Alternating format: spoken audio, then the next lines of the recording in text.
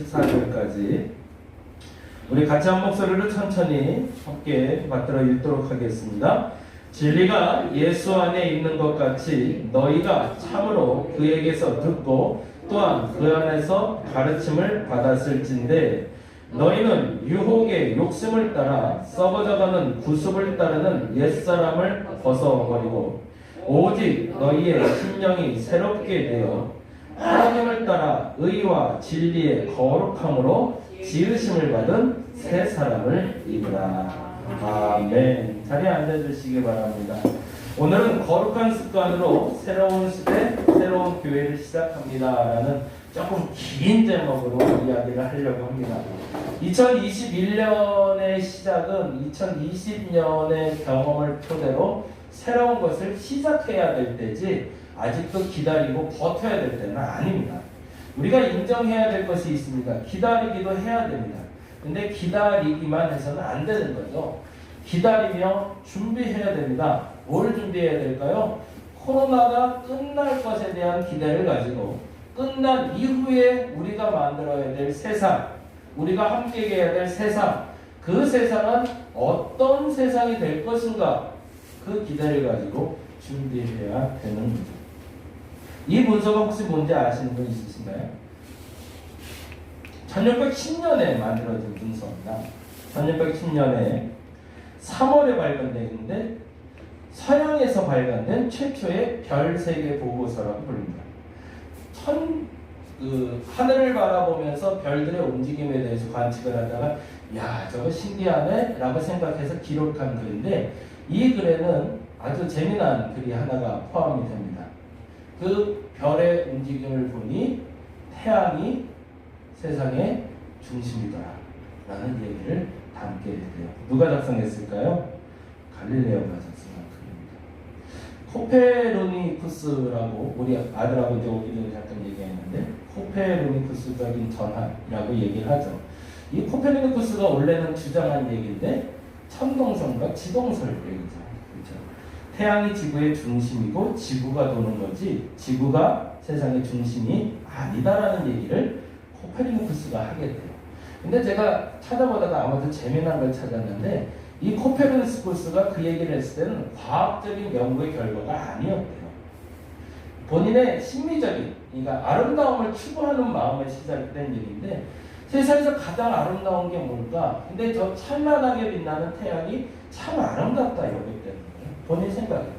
이 땅에서 가장 아름다운 게 뭘까? 저렇게 찬란하게 태양이 빛나고 있으니 저게 가장 아름답지. 그러면 예를 들자면 그 아름다움은 어디에 있어야 될까? 가장 아름다운 게 어디 있어야 가장 빛날까를 생각했다는 거예요. 그럼 본인의 상상 속에 성당 안에 들어와 있는데 성당 안에 촛불이 강단 앞에 있는 게 좋을까? 정중앙에 가는 게 좋을까?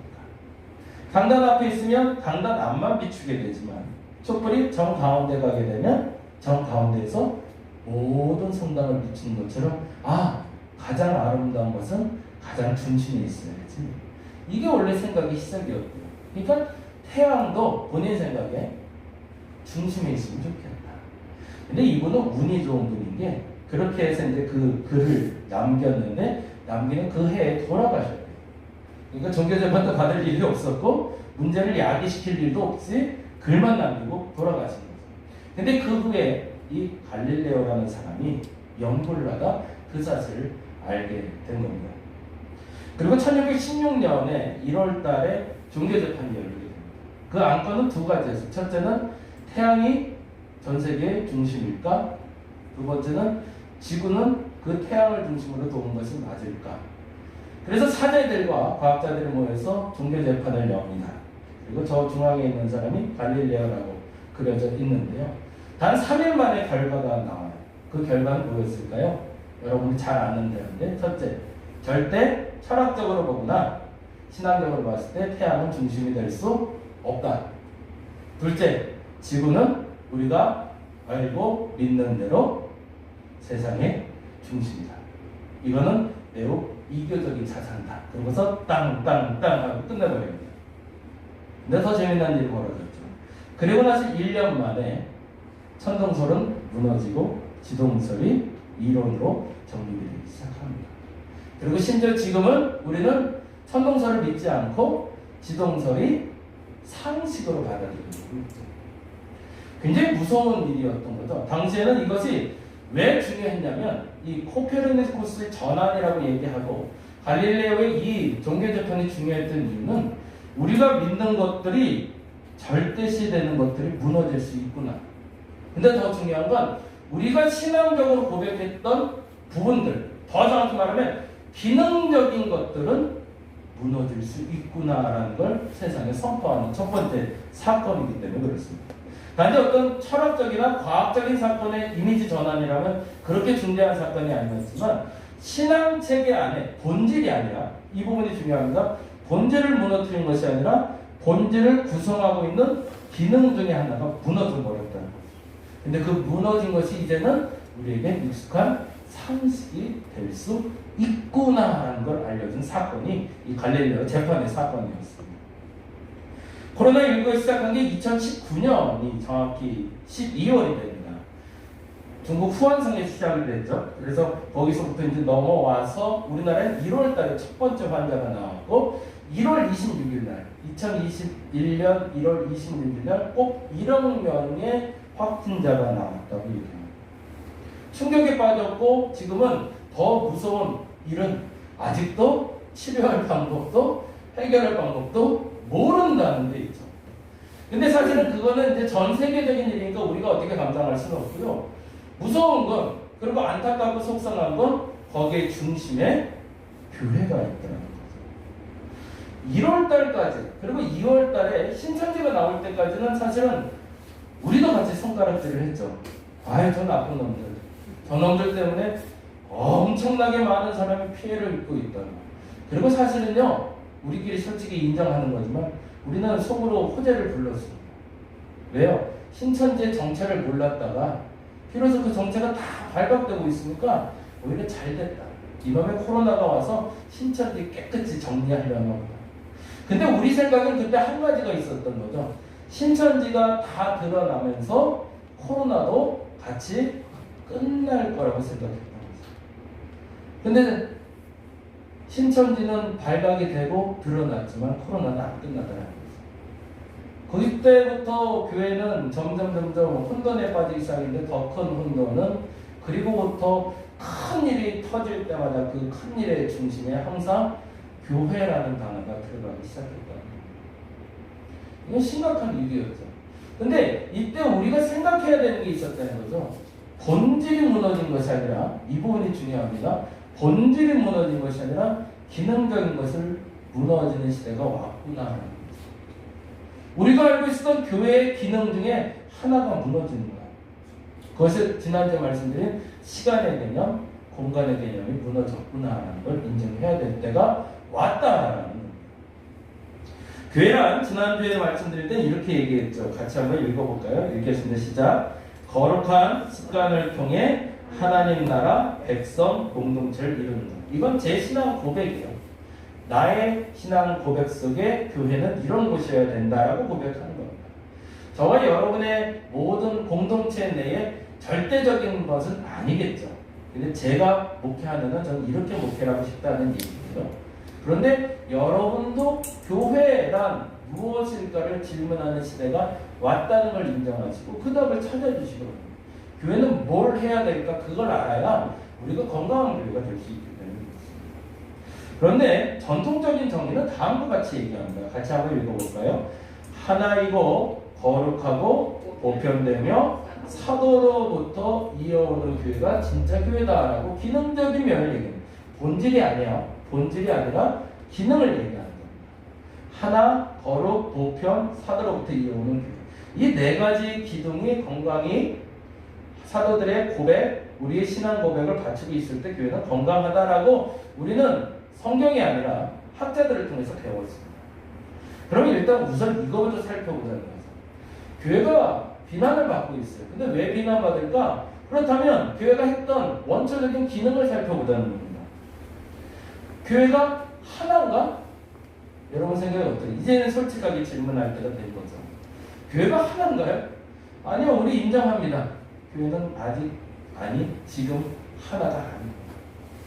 한국교회도 수많은 교회들이 있고 그 교회가 각자의 자기들의 사고와 자기들의 주관대로 나아가고 있습니다. 아, 우리에게 문제가 발생한 이유가 여기 있구나라는 거죠.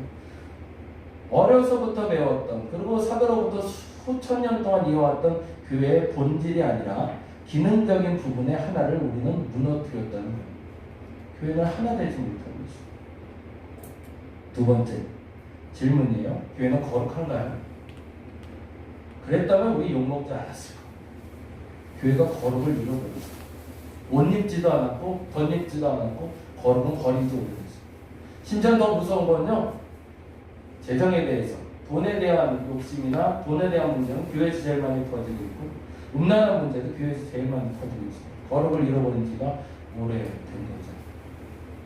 세 번째, 보편적인 거. 어떻게 생각하시나요? 교회가 좀 보편적이라고 생각하시나요? 아니요. 교회는 특권 계층이었습니다. 잘난 사람들만 모이는 건 아니지만 우리는 구원받은 백성이라고 해서 세상과 격리시켜놨습니다. 그래서 세상은 저질스럽고 그리고 우리가 타협하면 안 되는 거였고 우리보다 유치한 거였고 그런데 교회는 뭔가 좀 우월의식이 있어서 난 좀 다르고 깨끗하고 그런데 그것이 우리를 겨냥하는 화살이 됐다는 얘기죠. 마지막으로 사도의 전통을 따르는 거. 이 부분은 다시 한번 점검해 봐야 돼요. 왜냐하면 왜 우리가 그럼에도 불구하고 주일 예배를 드려야 되는가가 여기에 있습니다. 아니 대면 예배를 드리면서 계속 문제가 터지는데 왜 대면 예배를 우리는 계속 고수해야 될까? 그 질문에 대한 답은 여기. 왜요?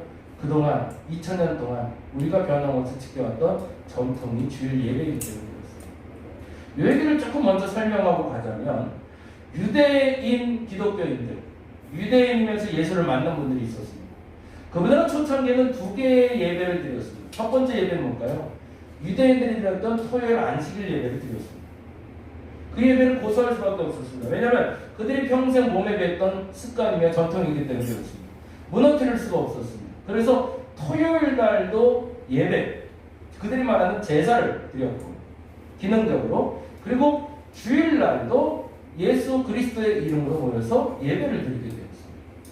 근데 어느 날부터 그들에게 한 가지가 사라지고 말았어요. 그게 뭐였죠? 굳이 유대인들이 드리는 그 제사와 주일 예배를 중복해서 드릴 필요가 없다는 걸 알게 된 거죠. 그리고 나서 그들에게 암묵적으로 토요일에 드렸던 안식일 예배는 멈추게 됩니다. 그리고 주일 예배만이 그들의 전통적인 예배가 된 거죠.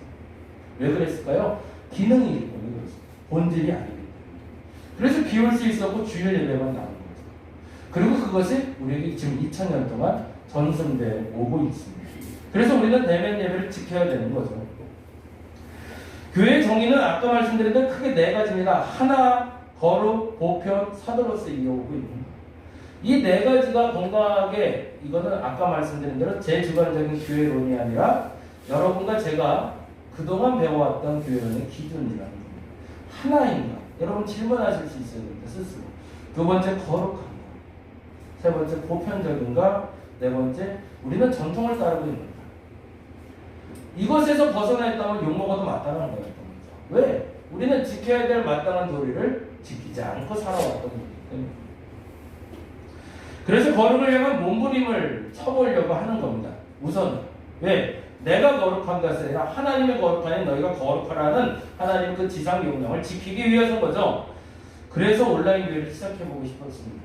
이 거룩을 제가 지켜드릴 수도 없고 여러분 스스로가 지켜나가야 되는데 이 거룩의 기반이 되는 것이 결국엔 말씀과 기도 생활이라는 거죠.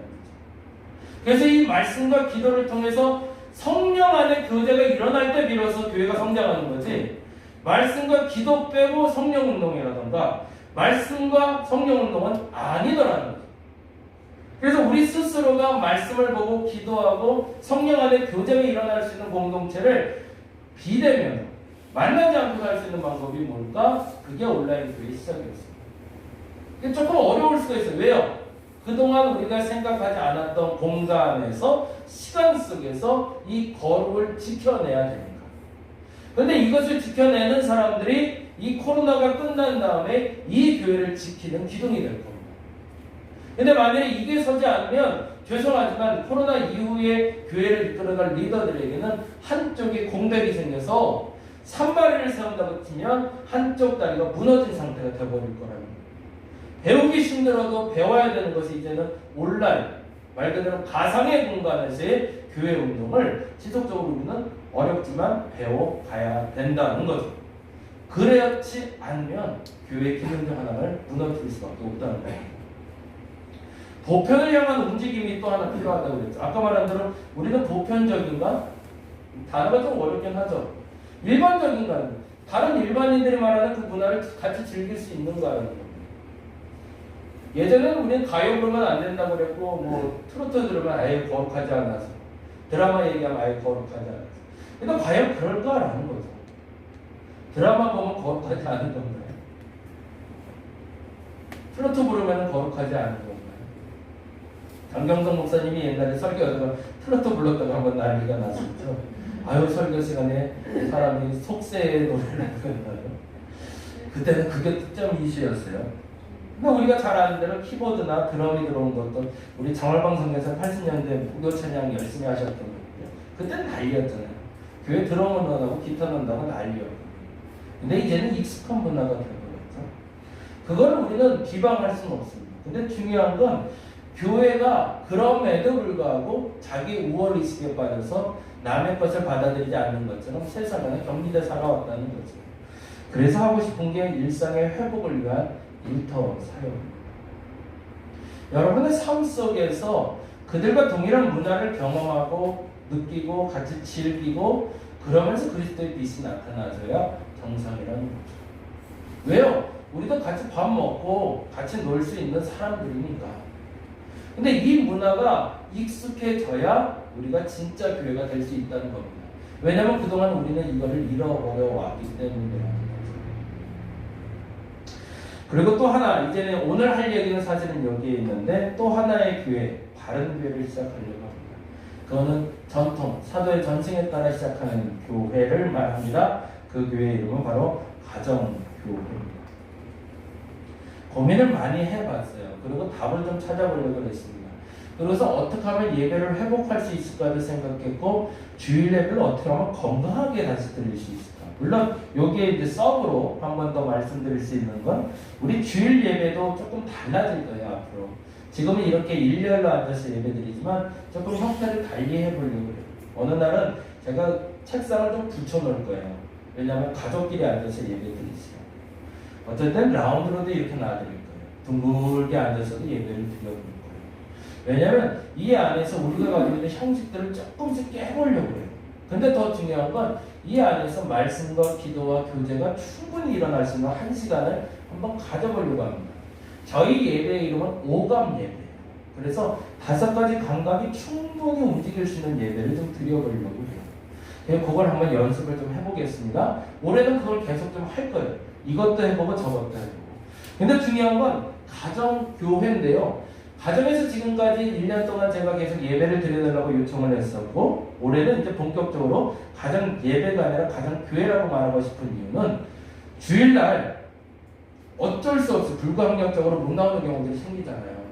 이제는 대면 예배를 못 드리는 경우가 생기니까 그때 그냥 주일날 가정에서 땜빵 하듯이 드리는 주일 예배가 아니라 그곳에서 드리는 예배도 하나님의 받으실 만한 거룩한 주일 예배를 우리가 인정해 주자는 겁니다. 굉장히 어려운 개념이죠. 왜냐하면 그동안 가정에서 예배드린 걸 어떻게 주일 예배라고 말해? 라고 얘기했으니까. 근데 재미난 건 우리는 전통으로 가보자는 거예요. 태초는 아니지만 교회가 시작됐을 때 교회의 시작점에 무엇이 있었냐는 거죠. 교회라는 공간이 있었을까요? 아니요. 어떤 이들은 회당에서 모였고 어떤 이들은 가정에서 모였습니다. 근데 그 가정에서 누가 모였을까요? 가족들이 모였던 거죠. 그래서 빌레몬서를 보면 빌레몬서에 아키포라는 사람이 나오고 빌레몬이라는 사람이 나오면 사람들의 이름이 나옵니다. 근데 우리는 잘 알고 있습니다. 그 사람들이 그의 자녀들이고 아내고 남편이라는 거예요. 교회의 시작은 가정에서 시작이 됐습니다. 그리고 그 가정에서 예배가 거룩하게 드려져야 진짜 교회가 다시 시작이 됩니다.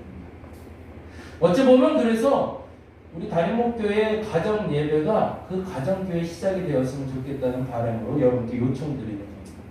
여기에는 2가지 이유가 있습니다. 첫째는 비대면으로 드리는 모든 예배 가운데 우리의 예배가 온전하게 드려지기 위한 바람입니다.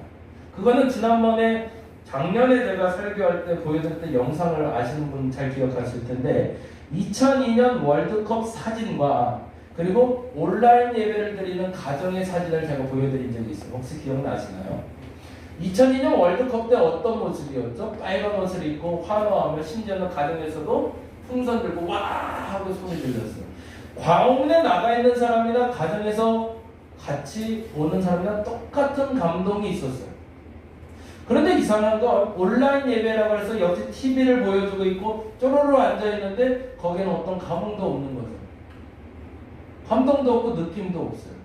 왜 그랬을까요? 그 질문에 답을 찾으셨나요? 제가 찾은 답은 교제였습니다. 일방적이라는 거죠. 누군가의 이야기를 듣는데 그것도 심지어 TV 속에서 나오는 목사님의 그리고 그 찬양에만 우리가 그냥 집중하고 있을 뿐이지 나는 너무나 100% 수동적인 예배를 드리고 있었거든요. 근데 그것이 예배가 아니더라는 겁니다. 왜 2002년 월드컵 때 그게 가능할까? 골을 넣었을 때 광화문에 있는 사람들하고 동일한 공감대가 형성이 됐던 거거든요. 그렇다면 우리의 가정 예배가 회복되기 위해서 뭐가 필요할까? 그 공감대의 형성이 필요하다는 거죠.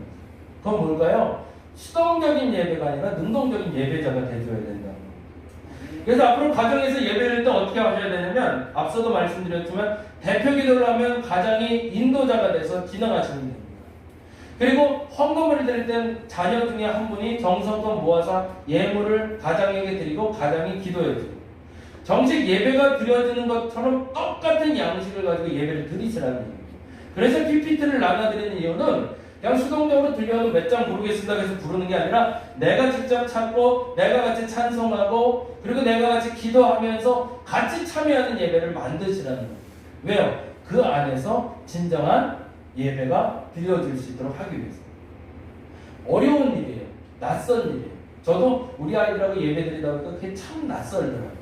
근데 익숙해져야 됩니다. 이제는 왜? 두 가지 때문에. 첫째는 사도의 전통을 계승하기 위해서. 두 번째는 새로운 시대에 진짜 예배를 만들기 위해서. 그리고 그 감동이 나왔을 때 그 감동을 가지고 소울과 나누는 걸로 시작이 됩니다. 첫 번째는 남편과 아내가 모여도 상관없고 청년 혼자 예배 드려도 상관없습니다. 매주 주일뿐만 아니라 주중에 그렇게 예배하며 가정 예배의 형식을 여러분이 만들어 가시기 바랍니다. 어려우신 분은 순서지 있잖아요. 예배 순서지 가지고 가서 이대로 그냥 하시면 돼요. 그리고 말씀 부분에 대해서는 가정 예배소의 말씀을 같이 읽으시면서 나누시면 돼요. 이 부분에서 한 가지만 더 부탁드릴게요. 조금 길어져서 죄송한데 어제 우리 그 하람이랑 하원이랑 예배 드리면서 그걸 했는데 말씀도 일방적으로 가장이 전하지 마시고 대화를 해주시기 바랍니다. 어떻게 하냐면 질문을 찾는 건데 제가 새벽 예배 때 말씀드렸는데 관찰 질문과 해석 질문과 적용 질문을 찾는 겁니다. 본문을 읽으면서 그 본문에 대한 질문을 찾아서 질문에 답하는 연습을 하셔서 마지막 적용 질문까지 찾아서 나의 예배가 진짜로 삶 속에서 드려질 수 있도록 만들어 주시는 것까지 그게 말씀 읽기입니다. 거기까지 가면 어느 정도의 수준에 도달할 수 있는 단계를 만들어 줄 겁니다. 근데 두 번째로 이걸 해야 되는 이유가 있습니다. 첫 번째는 사도의 전통이라면 두 번째로 중요한 이유는 정말로 중요한 거였는데 자녀들에게 신앙을 전수하기 위해서입니다. 어려운 일이에요. 저희 아이도 이제 중학생이 됐어요. 그리고 이제 초등학교 고학년이 됐습니다. 저희 아이들에게 할 수 있는 양육 프로그램이 존재할 수가 없는 시대가 됐습니다. 어디 수련회를 보낼 수도 없고요. 어디 기도회를 참여할 수도 없고요. 아이들이 우리처럼 예배하는 것을 받아들이기는 너무 어려워요. 근데 아이들에게 신앙을 가르쳐줄 수 있는 공간이 하나가 있더라는 거죠. 가정. 그리고 그 가정 예배를 통해서 말씀을 보게 하고 기도하게 하는 연습. 저희 애들한테 그 얘기예요. 말씀과 기도가 좀 어려워도 찬송가는 배우자. 너희들 찬송가 언제 불러보겠냐. 근데요, 제가 정말 죄송한 얘기인데 부르다 보니까 나도 모르는 찬송 많더라고요. 찬송가가 그렇게 많아진 줄 몰랐어요. 600장 넘어가는 건 모르겠어요. 무슨 찬송인지 나도 못 부르겠어요. 그런데 저 아이들도 이제 나중에 찬송가를 부를 수 있는 아이들을 만들어야 됩니다. 필요한 것들이 두 가지입니다. 가정교회를 하는 이유는 첫째는 사도의 전통의 초기로 가자는 거고요. 두 번째는 가정에서 자녀를 양육하자는 겁니다. 그러면 코로나가 회복된 이후에 교회는 다시 건강하게 회복될 겁니다. 아멘. 그래서 세 개를 하고 싶다는 게, 첫째는 온라인 가이드목교회를 시작을 했습니다. 물론 젊은 사람들이 중심이 될 거예요. 그리고 따라오실 거예요. 그리고 이분들이 중심이 되면 온라인 교회가 건강하게 서가는 걸 여러분들이 보게 되실 거예요. 그리고 충분히 여기서 공급받으면 대면 예배 때 만났을 때도 그 간격을 나눌 수 있을 겁니다. 두 번째는 일상의 회복을 위해서 일터 사역을 여러분이 본격적으로 해주시기 바랍니다. 단순한 말로 보편적이 되시는, 일반 비그리스도인들과 똑같은 삶의 자리로 같이 나가시라는 겁니다. 그래서 목회자도 세금 내는 게 맞고, 교회도 세금 내는 게 맞고, 당당하게 세상에서 하는 대로 우리도 의무를 다하고 권리를 다하는 사람들이 돼야 맞다는 거예요. 그 일을 하기 위해서 일터 사역을 우리가 이제 시작하려고 합니다. 내년, 후년쯤엔 저희 교회도 비즈니스 선교를 같이 시작하려고 합니다. 돈 버는 일을 하려고 해요. 왜? 교회에서 하는 마땅한 도리 중에 해야 될 의무와 권리를 감당하기 위해서. 그 일을 위해서 여러분 같이 기도해 주시면 좋겠고요. 마지막 세 번째가 가정교육. 이거는 조금 코로나가 좀 정리가 되면 제가 가정마다 좀 돌아다니면서 계속 해드리고 싶어요. 정기적으로 좀 돌아다니고 싶어요. 그래서 매주 신방 가듯이, 매달 신방 가듯이 한 가정씩 돌아가면서 이걸 꼭 해드리고 싶어요. 왜요? 이게 습관이 되고 이게 바로 서야 그 다음에 교회가 바로 섭니다. 다행히 감사한 건, 저희 교회는 정말로 감사한 건 가족 중심으로 신앙생활을 하고 있다는 게 너무 감사해요. 지금 우리 태호 청년만 지금 못 나왔지만, 태호 청년만 가정에서 예배드리기가 좀 어려운 상황이지, 모든 가정이 가정에서 함께 예배드릴 수 있는 그런 공동체는 되어 있다는 건 참 감사한 일입니다. 세 가지입니다. 올해 표는 아니지만 올해 회복해야 될 세 가지를 여러분께 부탁을 드려봅니다. 첫째는 온라인 교회 적극적으로 참여해 주시고, 두 번째 일터 사역, 여러분의 삶의 자리에 그리스도의 빛과 소금의 역할을 감당해 주시고, 마지막 가정교회를 통해서 진짜 그리스도인, 진짜 교회를 만들 수 있는 시작점이 여러분이 되어 주시기를 부탁드립니다. 기도하겠습니다. 새로운 시대에 새로운 교회를 시작하려고 합니다. 옛것을 벗어버리라 하십니다. 썩어져가는 구습을 버리라 하십니다. 유혹의 욕심에 따라 썩어져가는 구습을 버리라 하십니다. 그리고 심령이 새롭게 되라 하십니다. 하나님을 따라 의와 진리의 거룩함으로 새 옷을 입으라 하십니다. 하나님, 시작하게 하여 주시옵소서. 시작됐던 온라인 교회 정착되게 하여 주시고, 우리의 일터 사역도 확산되게 하여 주시고, 무엇보다도 우리에게 있는 가정이 온전히 교회로 바로 서게 하여 주시옵소서. 시작하는 순간에 저들과 함께하니 감사합니다. 거룩한 공동체가 바르게 세워져 가게 하여 주시옵소서. 감사합니다. 고마우신 예수님 이름으로 기도드렸습니다.